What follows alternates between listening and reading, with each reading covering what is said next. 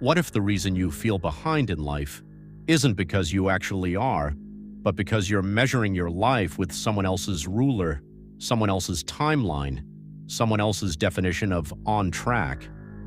We live in a world where everyone can see everyone, where a stranger's success shows up on your screen before you've even finished your coffee, and somewhere in that scroll, a quiet thought starts to grow. I should be further than this. I should have more than this. I should be someone else by now. But should, according to who? There's an idea worth sitting with. Comparison is the thief of joy, but it's also the thief of clarity. Because when you're busy measuring yourself against someone else, you stop asking whether their goal was ever yours to begin with.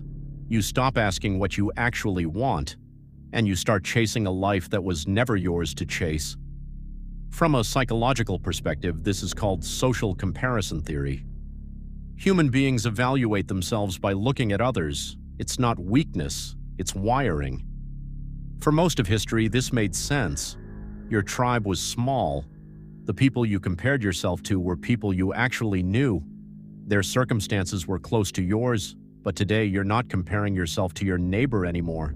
You're comparing yourself to the most edited, curated, best moment of millions of strangers.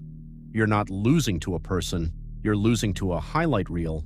And highlight reels don't show the debt, the doubt, the years of failure before the one moment someone decided to post. From a philosophical perspective, there's a quieter danger here. Not just that comparison makes you feel bad, but that it slowly replaces your own definition of success with someone else's. And once that happens, even if you win, it won't feel like winning, because you were never playing your own game, you were playing theirs. So maybe the real question isn't, how do I stop comparing myself to others? Because as long as you're aware of other people, some comparison is inevitable. Maybe the real question is, what am I actually measuring? If your only measure is speed compared to everyone else, you will always find someone faster. If your only measure is more, you will always find someone with more.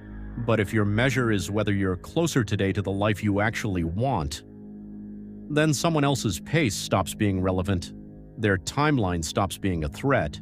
Their success stops being your failure. This doesn't mean stop watching, stop learning, stop being inspired by others. Inspiration is different from comparison.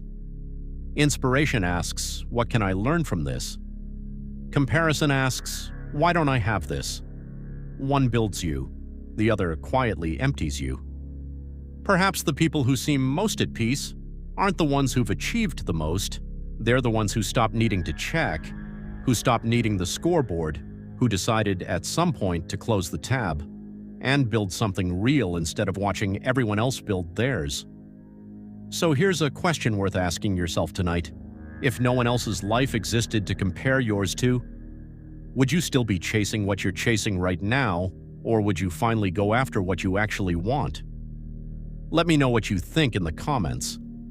Sometimes the most honest answers come from the questions we're most afraid to sit with.